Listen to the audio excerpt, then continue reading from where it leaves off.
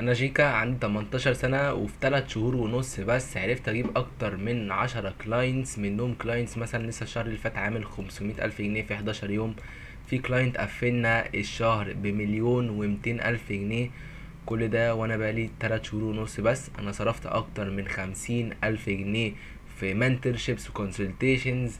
قريت اكتر من 10 كتب. وفي الفيديو ده هقولك ازاي انت تبقى ميديا باير وازاي تعرف تعمل فلوس. بس بص، انت عشان تبقى ميديا باير شاطر، انت ما ينفعش تبقى ميديا باير. يعني لان ايه هو الميديا باير ده اصلا؟ الميديا باير شغلانتك اللي هو انت يا دوبك تخش على الاد اكاونت، تطلع كام صورة بكام تارجت وتدوس بابليش. يعني بص، مستحيل مستحيل مستحيل تنجح كميديا باير لو انت ما عندكش 3 حاجات. اول حاجة وهي مهارة البيع، ودي اهم حاجة، ودي اللي احنا هنتكلم عليها النهاردة. فالفيديو ده هيفيدك قوي قوي قوي. ما ينفعش تبدأ ميديا باينج من غير لما يبقى عندك مهارة البيع. فمن الاخر، ميديا باير شاطر لازم يبقى a good salesman. يعني ايه a good salesman؟ يعني شخص بيعرف يبيع. ما ينفعش تبقى ميديا باير من غير لما تبقى عندك مهارة البيع. لان انت شغلانتك كميديا باير اللي انت من الاخر تبيع. يعني مثلا انا مثلا لو براند بيبيع بمليون جنيه، لو انا والله مت، هو من غيري كده كده ممكن يجيب ميديا باير تاني. بس يعني من غيري السيلز كلها بتاعته هتضيع. يعني انا مثلا في براندز ببقى مشغل لها ادز بتعمل اكتر من نص مليون جنيه في الشهر، لما نيجي نوقف ادز لاي سبب، مثلا الادز تقف لاي ايرور او اي حاجه، بنلاقي السيلز وقعت على الاقل 80%. فالميديا باير ده ما ينفعش يبقى مش فاهم يعني ايه اصلا سيلز، ومش عارف ازاي اصلا يبيع. ففي اخر الفيديو ده ان شاء الله هتخلصه، هتعرف تبيع من الاخر اي حاجه لاي حد. اول حاجه خالص لازم تفهمها في السيلز، انت لما تيجي بتبيع حاجه انت بتبيع تغير. انت ما بتبيعش برودكت، لا، انت بتبيع تغير. يعني انت لما بتبيع حاجه لحد، هو في حاجه بتتغير، ودي هي اللي انت لازم تركز عليها، انك تبيع تغير اللي هو تشينج. تمام. فانت لازم تبقى a problem finder and a problem solver, not a product pusher. يعني ايه بقى الكلام ده؟ لازم تبقى يعني become a problem finder. يعني انت لازم تبقى بتدور على مشاكل. طبيعي لازم اي حد لما يجي يبيع اي حاجه لازم يدور على مشكله عشان يحلها. فانت بتدور على مشكله، ماشي، وبتبقى a problem solver. يعني ايه تبقى problem solver؟ يعني انت دلوقتي رحت شفت مشكله، انت دلوقتي ايه؟ انت اللي هتحل المشكله دي للشخص ده. not a product pusher. يعني ايه not a product pusher؟ يعني من الاخر ما تقعدش تزق البرودكتس في قدام الناس، اشتري اشتري اشتري اشتري. محدش هيشتري لو انت برودكت بوشر. محدش هيشتري منك. الكلام ده كتير قوي بس ده الحقيقه. انت محدش هيشتري حاجه من غير لما تحل له حاجه او تاد فاليو في حياته. فاهم؟ محدش مثلا، انا مثلا دلوقتي والله عاوز اشتري ازازه ميه، فانا ليه هشتري ازازه الميه دي؟ عشان انا مثلا دلوقتي عطشان. فانت كده حليت لي مشكله، انا كنت عطشان، فانت جيت وبديت لي حته الميه دي، فانا شربت فبقيت عطشان. اسال نفسك على طول على طول مع اي براند، اسأل نفسك كده ليه الكاستمر هيشتري مني؟ يعني ايه السبب اللي هيخلي الكاستمر يشتري مني؟ وفي الادز دي مهمة قوي. لازم تسأل نفسك وتخلي صاحب البراند برضو. يعني صاحب البراند اصلا لو هو مش عارف ليه الناس هتشتري منه، فهو يعني مش فاهم حاجة. هو فعلا مش هيبقى فاهم اي حاجة، وانت مش هتعرف تنجح معاه كميديا باير. انت برضو في الميديا باينج انت لازم تختار مين الكلاينت اللي انت تشتغل معاه. بس في الاول انت يعني هتبقى بتشتغل مع اي حد. انت في الاول ما ينفعش تتأمر على اي حد يعني نهائي. اي حد قدامك خده. لو واحد عنده 0 فولورز خده وتعلم منه. وكده كده يعني مش هتعرف تنجح معاه قوي، بس هتبقى اتعلمت. يعني حتى لو هو قالك والله معلش انت بصرف لي فلوس ومضيعها لي على الارض، يا باشا انت اتعلمت. ده انت دخلت براكتيكلي، عرفت ازاي تطلع كامبين، عملت بانش، عملت سكيلينج. كل الحاجات دي هنشرحها لكم بس في فيديوز تانية. انا بس عاوز اسس لك دماغك واقول لك ازاي تبيع. تمام. فانت ما ينفعش تبتدي ميديا باينج من غير لما تبقى اصلا عارف تبيع. عاوز بقى اقول لك على حاجه مهمه قوي. الناس بتشتري ليه؟ people buy because one thing is worth it to them. يعني من الاخر لما انا اجي اشتري حاجه، لو في حاجه واحده بس عجباني في البرودكت ده او مثلا في الاوفر بتاعك انا هشتريه. يعني انت والله لو الاوفر بتاعك مثلا سعره حلو ومثلا شكله حلو، بس مثلا معاه جارنتي اللي هو لو مثلا مش عاجبني ممكن ترجعه، فممكن حد يشتري علشان الحاجه دي يعني الوان ثينج دي worth it to them. تمام، يعني السماعه دي تمام، فانا السماعه دي شكلها عاجبني، سعرها عاجبني، وبسمع مش عليها مثلا جارنتي اللي هي ترجع. فمثلا سماعه تانية، قول مثلا سماعه تانية، هو معيش سماعه تانية يعني، بس دي سماعه حلوه قوي وسعرها حلو قوي وكل حاجه، بس معلهاش ضمان. سماعه تانية عليها ضمان ومثلا اغلى شويه، او قول نفس السعر حتى، فانت طبيعي هتشتري انهي واحده؟ هتشتري اللي عليها ضمان، عشان الناس من الاخر كده بتشتري عشان one thing، يعني حاجة واحدة بس is worth it. يعني مش عارف اقولها ازاي بالعربي، بس مستاهلة يعني. فالسعر عاجبهم والشكل عاجبهم والمش عارف ايه عاجبهم والمش عارف ايه عاجبهم، لا كل اللي انت محتاجه تبقى حاجة واحدة worth it للكاستمر. ونيجي بقى لحاجة تانية ودي مهمة قوي. لازم لما تيجي تبيع لأي حد أي حاجة لازم تincrease الستيتس of the customer. يعني ايه increase the status of the customer؟ ان هو بعد لما يشتري الحاجة اللي انت بتبيعها دي، هو الستاتس بتاعته هتزيد ازاي؟ لازم تزود له الستاتس. يعني مثلا اديك اكزامبل اللي انت تزود ستاتس بتاع حد. فور اكزامبل، تعالى مثلا قول انت دلوقتي بتبيع مثلا فور اكزامبل كوتشنج بروجرام. ماشي، انت بتبيع كوتشنج بروجرام، فانت دلوقتي مثلا لما تيجي تبيع له، بدل ما تقعد تقول له انا عامل لك مش عارف نظام اكل حلو والتمارين حلوه وبرد عليك 24 ساعه، لا انت كده من الاخر جياص، محدش هيشتري منك. انت تنكريس الستيتس بتاعته ازاي؟ انا بفهمك في الكوتشنج عشان تبقى فاهم الفكره. تقول له مثلا والله انت اول ما تخلص البروجرام بتاعي كل اصحابك يعني هيتفاجئوا، مش هيصدقوا وهيقولوا لك انت مين، واهلك هيبقوا مش مصدقين. ومثلا لما تطلع على البحر مش هتبقى خايف تقلع التيشيرت، لا خلاص حتة الخوف من التيشيرت دي هتتقلع يا باشا براحتك وهتمشي، وهتتصور مع صحابك اللي شكلهم حلو وجسمهم حلو عادي في البحر، مش انت اللي هتبقى بتصورهم، فاهم؟ فلازم تانكريس الستاتس اوف ذا كاستمر، ودي مهمه قوي قوي قوي.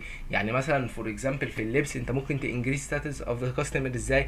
انت دلوقتي واحد راح اشترى فور اكزامبل تيشيرت، يعني مثلا فور اكزامبل هقول لك ليه التيشيرتات الغاليه بتتباع حلوه قوي، اللي هو مثلا زي مين بتتباع او ديزل بتتباع ب 6000 و 7000 جنيه والناس بتشتريها ليه؟ علشان هي بتنكريس الستيتس اوف ذا كاستمر. يعني انا مثلا دلوقتي لو لابس تيشيرت ب 7000 جنيه، فانا يا باشا الستيتس بتاعي زاد، اي حد هيبص عليا في فكره ايه ده شاري مثلا تيشيرت ب 7000 جنيه، فده شخص غني او شخص ناجح.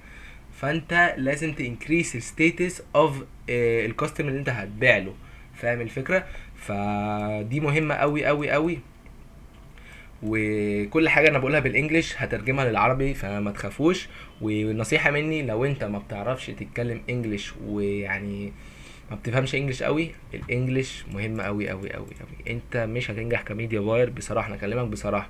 لو انت ما بتعرفش تتكلم انجليش، اقول لك على حاجه، معظم الكلاينتس اللي انت هتعرف تعمل منهم فلوس حلوه، اللي انت تعمل منهم فوق يعني من كلاينت واحد تعرف تعمل منه اكتر من 30,000 جنيه، معظمه هيبقى يعني ناس مش هقول لك يعني هاي كلاس. بس انت دلوقتي واحد ما بتعرفش تتكلم انجليش، صاحب البراند ده اصلا، يعني صاحب البراند نفسه معظمهم اللي هي البراندات دلوقتي اللي ناجحه معظمهم اللي هو اي كلاس، مش واحد مثلا ما بيعرفش يتكلم انجليزي ومش عارف ايه، لا معظمهم اي كلاس. فانت معلش لو دخلت معاه وهو مثلا ادالك كلمه بالانجليش او قالك مثلا عاوزين دلوقتي مثلا فور اكزامبل عاوزين مثلا في ايه مثلا الام او كيو، قال لي مثلا الام او كيو مش عاجبني، فانت مثلا يعني ايه؟ انت مش هتعرف يعني ايه ام او كيو، هي كيكه دي تيرمز وكل حاجه، بس مثلا لو كلمك في اي حاجه في البيزنس بالانجلش، قالك اي تيرمز، يعني تيرمز بالانجلش انت مش هتفهم.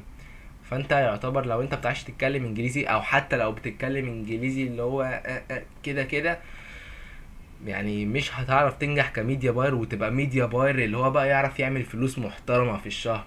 عادي يعني انت ممكن عامة تشتغل مع براندات بيع ناس بالانجلش وكل الكلام ده، شات جي بي تي وبتاع، بس دي حاجة ليك انت. يعني انت دلوقتي لما مثلا انت كيكة هتبدأ من الصفر، تمام؟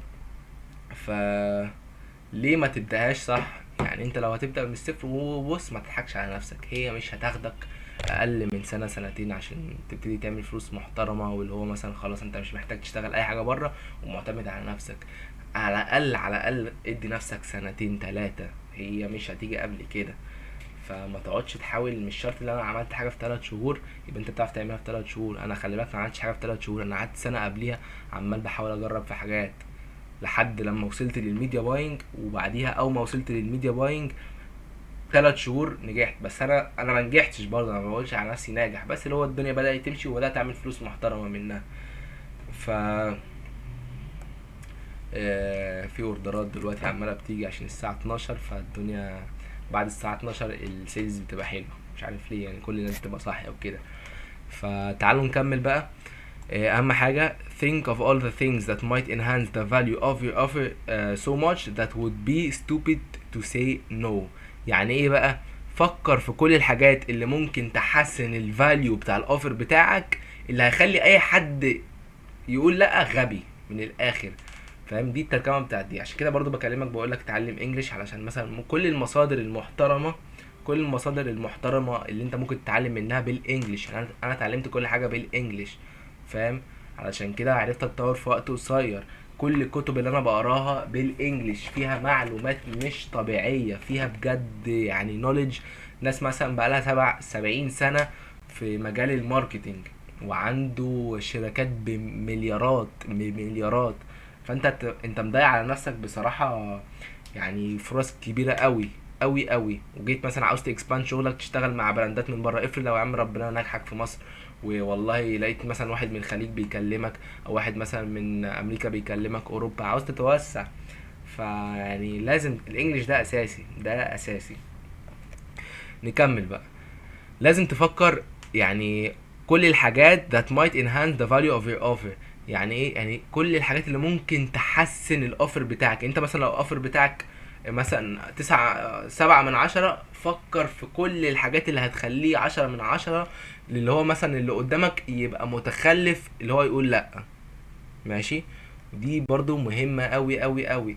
انت دلوقتي لما بتيجي تبيع اي حاجة، يعني انت في الاول في الاخر انت بتبيع لشخص، يعني هو لازم يقتنع اللي هو يشتري حاجة. فانت لازم تقنع اللي قدامك بالاد بتاعك. واهم حاجة الكرياتيف، لان الكرياتيف ده هو اللي بيبيع. ودي برضه هيبقى ليها فيديو تاني خالص. كرياتيف هو من الاخر اهم حاجة في كل الميديا باينج. ولا تقولي تارجتنج، ولا تقولي معرفش ايه، ولا سي بي او اي بي او محمد اي بي او اسماعيل اي بي او. يا باشا الكرياتيف اهم حاجة، وده ليها فيديو تاني خالص وفيديو مخصوص هقولك ازاي تعمل كرياتيف بجد يبيع. لان كرياتيف اهم حاجة، مش مجرد هتحط صورة كده وخلاص. ماشي؟ فتعالى نعمل ريكاب سريع كده. انت البيع، انت ما بتبيعش برودكت، انت بتحل حل لمشكلة. انت ما تيجي تبيع لاي حد اي حاجة، انت بتبيع تغير. انت ما بتبيعش مثلا، ما بتبيعش مثلا حتة قماشة بتتلبس، لا انت بتبيع تغير. تمام؟ فنيجي مثلا لدلوقتي حاجه اسمها سكارسيتي. دي مهمه قوي قوي قوي. يعني ايه سكارسيتي؟ يعني من الاخر اللي هو مثلا فجاه كده تلاقي براند منزل يقولك مثلا ناقص 5 بس. فطبيعي طبيعي اي حد لما يخش يلاقي يعني حاجه عليها 5 بس، دي لوحدها بت يعني بتريز الفاليو لاي حاجه. لما حاجه يبقى موجود منها قليل، طبيعي طبيعي طبيعي هتحس انك عاوزها اكتر، مليون في المية. او لو حد مثلا قالك حاجة زي دي مثلا، السماعة دي هينزل منها 10 بس، وعمرها ما هتبقى افيلبل اجان، يعني عمرها ما هتبقى موجود متاحة اجان تاني يعني. ماشي؟ فايه اللي هيحصل؟ طبيعي الديماند عليها هيزيد على اقل الضعف. ده معنى السكيرسيتي. تعالى كده نبص في بوك باي أليكس هرموزي. أليكس هرموزي ده انتربرنور امريكي، عنده شركه بتدخل اكتر من 30 مليون دولار في الشهر مش في السنه. تعالى نحسبها يا باشا مع بعض. 30 مليون دولار يا جدع ده، تعالوا نحسبها مع بعض. 30 مليون دولار تايمز دولار دلوقتي ب50، يعني بيدخله مليار ونص في الشهر. انت متخيل الرقم؟ يعني رقم متخلف، رقم متخلف. فتعالوا كده نبص في الكتاب بيقول ايه. creating scarcity. انا هقرا بالعربي وهترجم لكم بالانجلش اول ما هقرا بالانجلش وبعدها هقول لكم بالعربي. واللي بيفهم انجلش الحمد لله انك بتفهم انجلش. وتاني اقولها لكم، اتعلم انجلش ودوس على نفسك جامد قوي انك تتعلم انجلش. ماشي. creating scarcity when there is a fixed supply or quantity of products or services that are available for purchase, it creates scarcity or a fear of missing out. fear of missing out ده اللي هو يعني اكيد اكيد انتوا عارفين يعني ايه fear of missing out. تبقى خايف ان انت تعمل miss out على حاجه. it increases the need to take action and by extension purchase your offer. This is where your publicity share that you are only giving away X amount of products or can only handle Y new clients. يعني مثلا تعالوا نقسمها كده. products لوحدها، فاللي انت مثلا هتيجي تقول اللي انا مثلا زي ما قلت لك مش هيبقى متبقي مثلا، مش هيبقى ناقص، يعني مش هيبقى available غير 10 من دول بس.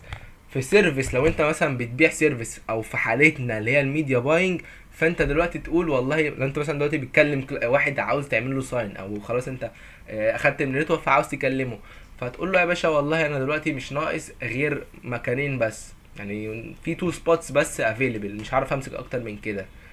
فهو طبيعي هيحس اللي هو ايه، لا اخش. يعني مثلا حركه صايعه قوي في الجيمات، مثلا يقول لك مثلا ناقص مثلا 5 بس، او مثلا لما تلاقي اونلاين كوتشنج، واحد عامل اونلاين كوتش بيقوم قايل لك ايه، انا دلوقتي عامل خصم 50% ولمده 24 ساعه بس، وناقص ومش هعرف اخد غير 3 بس. فده عمل عليك urgency وسكارسيتي. الارجنسي دي هنجيلها اول ما اخلص urgency. سكارسيتي هنخش في الارجنسي، بس دلوقتي احنا خلينا في السكارسيتي. فالسكارسيتي في الحته دي تمام. انا عاوزك بقى تقول لي فين السكارسيتي. يعني هل هي ال50%، ولا هل اللي هو مش هياخد غير 3، ولا هل اللي هو متاح ل 24 ساعه؟ يعني اديك 5 ثواني كده رد في دماغك، وبعدين اقول لك الاجابه، شوف لو انت صح ولا غلط. 1 2 3. مش هكمل ل5. الإجابة الصحيحة اللي هو مش هياخد غير 3، هي دي السكارستي. فطبيعي لما مثلا أنا واحد دلوقتي الديسيجن بتاعتي كنت عاوز أشتري، لو كنت عاوز أشتري الكورس ده مثلا أو البتاع ده، كنت عاوز أشتري 4/10. بس بعد لما قال لي مش هيبقى ناقص، مش هعرف اخد اكتر من 3، والعرض هيخلص كمان 24 ساعة، فالديسيجن اللي انا كنت عاوز اشتري هتطلع من 4 هتروح على الاقل 8، هتعمل لها دبل. فده المعنى بتاع السكارستي في البيزنس عامة، سواء انت بتبيع منتج او بتبيع خدمة. دي مهمة اوي اوي اوي اوي. ويعني انا عاوز اقول لك على حاجة. انا مرة كنت مثلا، تعالى نديك اكزامبل. مرة انا كنت ببيع مع كلاينت والستوك بتاعه كان خلاص بيفنش، فانا قلت له ايه، طالما ما الستوك بيفنش تعالى حاجة بسيطة نحط مثلا اللي هو ايه، لو شفت في امازون هتلاقي على طول هو مثلا يقولك ناقص واحدة اوردر سون، اللي هو خلاص ناقص واحدة، دي اخر واحدة. فانت طبيعي غصب عنك بتخش تشتري عشان تلحقها. فاهم قصدي؟ فانت دلوقتي لو مثلا هو اصلا كده كده مش بيبقى ناقص، يعني بيبقى ناقص اكتر من واحدة، بس هما بيعملوا حركة اللي هي سكارسي اللي انا بقولك عليها علشان يخلوا الناس يشتروا اكتر. لان مثلا لو هو دلوقتي كاتبين ناقص واحدة، فانت دلوقتي مثلا واحد هيشتري فهو خلاص هو افتكر اللي هو لحق اخر واحدة. واحد تاني هيشتري، هو هيعملوا بقى الحركة دي في اكتر من 1000 واحد، فال1000 واحد هيفتكر اللي هو ايه، هو لحق اخر واحدة. عكس مثلا لو كانش مكتوب اي حاجة، ال1000 واحد كان هيبقوا مثلا 500 واحد. فاهم الفكرة؟ دي معنى السكارستي، ودي مهمة قوي. ودي انا عملتها مع كلاينت عندي، علت السيلز دبل، علت السيلز دبل. يعني كنا بنبيع مثلا، بدل ما كنا بنبيع ب10000 جنيه، مجرد قلت له تعالى نحط بس في تحت كده اللي هو مثلا ناقص 3 بس او 2 بس، لقيت السيلز مثلا لو كانت 10,000، والله العظيم اتدبلت بقت 20,000. انا مش فاكر كان الرقم كام بالظبط، بس هو كان خلاص السيلز بيتفنش عنده، فكنا عاملين 10,000 جنيه. في اليوم اللي قبليه قلت له بقول لك ايه، كده كده السيلز بتفنش، حط اللي هو ناقص واحده بس. لقينا السيلز عملت دبل اوتوماتيكلي.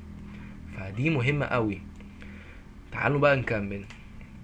Humans are far more motivated to take action to hoard a scarce resource than they are to act on something that could help them. Fear of loss is stronger than desire for gain. يعني الخوف اللي انت تخسر حاجة اقوى بكتير من الديزاير اللي انت تعمل لحاجة جين. يعني ايه ديزاير؟ اللي هو تبقى عاوز يعني، فاهم؟ الخوف اللي انت تخسر حاجة اكبر بكتير من اللي انت تبقى عندك ديزاير انك تجين حاجة. فعلشان كده السكارسيتي بتشتغل حلو قوي قوي قوي. فتعالى مثلا كده نشوف الاكزامبلز اوف سكارسيتي. اول حاجه اللي هو مثلا زي ما قلت لك limited supply of seat slots in general or over x period of time. limited supply of bonuses never available again يعني اللي هو مثلا خلاص دي اول ما تنزل مش هتبقى available، خلاص مش هتبقى متاحه يعني تاني. فده معنى السكارسيتي، ودي مهمه قوي ولازم تلعب بيها. يعني مثلا ممكن تحط في الهيدلاينز، يعني في الاد كوبيز مثلا، انت مثلا لاقي حاجه البيع بتاعها تقيل شويه، هتقوم كاتب مثلا تحت وناقص مثلا منها ستوك فاليو ب30,000 جنيه، فانت مش هتتسوح يعني لو كتبت almost sold out. فانت بدل ما تكتب مثلا مثلا انت بتبيع بنطلون، فبدل ما تكتب اور نيو مش عارف بنطلون اي بتنجان، اكتب مثلا البنطلون الاي بتنجان ده قرب يخلص، ناقص منه اكس اماونت، او اول ما يخلص عمره ما هيرجع تاني. دي هتزود لك السيلز، لان انت بتلعب في السايكولوجي بتاعت الكاستمر، عكس ما انت مش حاطط اي حاجه وكاتب available وخلاص. فدي معنى scarcity، ودي مهمه قوي قوي قوي. وتعالى بقى نروح لحاجه تانية وهي الارجنسي. يعني ايه الارجنسي؟ ليه بقى الارجنسي بتشتغل حلو قوي؟ فور اكزامبل، تعالى بقى هديك اكزامبل كده في بلاك فرايداي. تمام؟ ليه بلاك فرايداي ده بيشتغل حلو قوي؟ لان هو بيبقى لمده يومين فقط، هو بيبقى لمده يومين. فدي معنى الايرجنسي، اللي هو مثلا انا هقول لك دلوقتي انا عامل عرض ومش هيبقى افيلبل، هيبقى افيلبل لمده 24 ساعه بس. فده معنى urgency. يعني urgent يعني اللي هو urgent اللي انت تبقى تاخد اكشن على طول، فاهم؟ انا مش عارف اترجمها بالعربي قوي لان مفيش ترجمه بالظبط، بس urgency يعني اللي هو من الاخر تاخد قرار سريع، يا اما هتعمل ميس اوت على الحاجه دي، يا اما خلاص مش هتبقى موجوده تاني. فده ليه البلاك فرايدي بيشتغل حلو؟ لان هو مثلا بلاك فرايدي معظم الناس بيبقى سيل لمده 24 ساعه بس. فالناس بتخاف اللي هو تمس اوت، فاهم؟ بتخلي الناس يعني تاكت فاست، يعني تاخد قرارات اسرع. بدل ما واحد كان عاوز يشتري مثلا زي ما قلت لك كان مثلا الديسيجن هو كان عاوز يشتري مثلا 3/10، فلا الايجنسي هتخليه عاوز يشتري 10/10. وبالذات بقى كمان لو في سيل. عشان كده البلاك فرايداي بيشتغل جاحد، يعني مفيش براند بتعمل اقل من 1,000,000 جنيه فيه، ده مستريح. فدي مهمة قوي قوي. ومن الاخر deadlines drive decisions. يعني ايه deadline drives decisions؟ بص، الديدلاين ده يعني اللي هو يبقى يعني تاريخ تاريخ انتهاء. تمام؟ درايف ديسيجنز يعني اللي هو بتخلق ديسيجنز. يعني ايه بقى بتخلق ديسيجنز؟ يعني اللي انت مثلا فور اكزامبل، تعالى اشرح لك عشان مش عارف اترجمها بالعربي قوي بصراحه. تمام؟ فانت دلوقتي مثلا عندك علبه كرياتين يا باشا.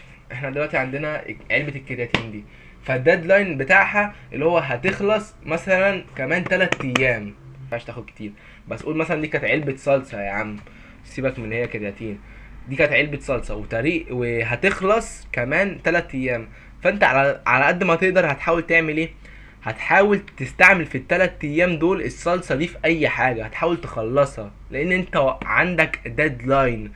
عكس اللي انت مثلا لو كانت قالك انا هتخلص كمان سنه، فانت على مهلك بقى عادي، استعملها مش هستعملها، هعمل منها اكل مش هعمل منها اكل. عكس لما يبقى عندك ديدلاين في 3 ايام بس. فلما يبقى عندك ديدلاين في 3 ايام، النص ده على قد ما تقدر هتحاول تخلصه في اسرع وقت، علشان البتاع انت دافع فيه فلوس فهيخلص وهينتهي عليك. فده من الاخر حاجه اسمها fear of missing out. زي ما قلنا في البلاك فرايدي، كنت عايز اروح اشترك في جيم تمام، فهو قال لي احنا عاملين عرض ماشي لمده 3 ايام بس، بدل الاشتراك 20,000 هيبقى 10,000 ومده 3 ايام بس. فانا غصب عني في يعني هاخد الديسيجن اللي انا اشترك اسرع بكتير. لو كان قال لي مثلا العرض ده هيخلص كمان سنه، فانا اللي هو كان على مهلي بقى اشترك، ممكن اصلا ما اشتركش في الاخر. بس لما قال لي اللي هو هيخلص كمان 3 ايام، فالديسيجن اللي انا اشتريه اتدبلت. فدي مهمه قوي قوي قوي قوي. واقول لك على حاجه تانية، انت اول ما تبدا هتتعلم حاجات انت مستحيل لو اتفرجت على مين يعلمها لك. فاهم؟ انك تبدا يعني انك تبقى عارف عن حاجه غير انك تبقى عارف ازاي بتعمل حاجه. يعني انت مثلا يعني انت دلوقتي وانت قاعد بتتفرج عليا، انت كده كده انت بتعمل انفست في وقتك وبتعمل انفست في نفسك، اللي انت بتتفرج على فيديو، وفيديو مش قصير، اللي انت يعني بجد عاوز تغير من نفسك وبجد عاوز تتعلم. فدي حاجه كويسه قوي واحييك عليها، لان مفيش اي حد مثلا لو انت دلوقتي مكمل الفيديو لحد دلوقتي، عاوز احييك بجد، لان مفيش اي حد يعني بيعرف يتفرج على فيديو بالمده دي، او فيديو اصلا يعني يحسنك او اللي انت تجين نوليدج اصلا. دي في ذات لوحدها يعني انا احب اقول لك اللي انت ان شاء الله هتبقى حاجه. انت ان شاء الله باذن الله لو كملت زي ما انت عاوز تتعلم، بتاخد معلومات من هنا ومعلومات من هنا، طول ما انت بتتعلم وبتطبق فانت هتنجح.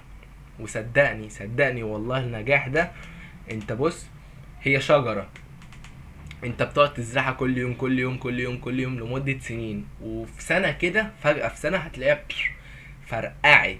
وبقى في اول ما تفرقع بقى بس خلاص انت يعتبر وصلت. هي نفس حاجة في البيزنس، انت كل يوم بتقعد ايه، تقعد تزرع حتة تزرع حتة تزرع حتة تزرع حتة، وبعديها تقع شوية، بعدها تطلع شوية، بعدها تنزل شوية. يعني بص هي مش سهلة خالص، ومحتاجة صبر ابن لذينة، محتاجة صبر مش طبيعي. فانت لازم تقعد تبني واحدة واحدة واحدة واحدة واحدة واحدة، فجأة هتلاقي دخلك عمال من مثلا هو كان 50,000 جنيه، او مثلا لو انت دخلك 50 بعدها بينزل 20 بعدها بيطلع 30، فجأة كده هتلاقي فجأة بدأت تعمل 500,000. وأول ما تعمل 500,000 جنيه، إنك يعني من صفر ل500,000 جنيه تبقى صعبة قوي. بس من 500,000 جنيه ل1,000,000 جنيه ولمليون ل2 مليون أسهل بكتير قوي قوي قوي من إنك تاخد حاجة من الصفر وتعمل 500,000 جنيه. فاهم؟ ف أحييك بجد إن أنت بتحاول تتعلم، بتحاول تثقف نفسك، وان شاء الله ربنا هيكرمك طول ما انت بتعمل اللي عليك وبتصلي وبتدعي وبتعامل اهلك احسن معاملة. ربنا هيكرمك ان شاء الله. واللي انا اكمل الفيديوهات دي، اعمل سبسكرايب واعمل لايك، وقول لي برضو ايه رأيكم في الفيديو، هل انت بجد استفدت؟ عشان انا عاوز اعرف رأيكم. يعني حتى لو انت مثلا ايه في حاجة في شرحي مثلا مش عاجباك، قول لي، يعني قول لي اي حاجة في الكومنتس علشان اعرف يعني افيدكم ازاي اكتر. لو عندك اي اسئلة برضو انا عاوزني اجاوب عليها، اكتب في الكومنتس، علشان انتوا اللي بتحددوا الفيديوهات دي، مش انا اللي بعمل. انا بعمل الفيديوهات دي على حسب طلبكم. فبس، وصدقني انت ان شاء الله هتنجح وهتبقى حاجة كبيرة قوي.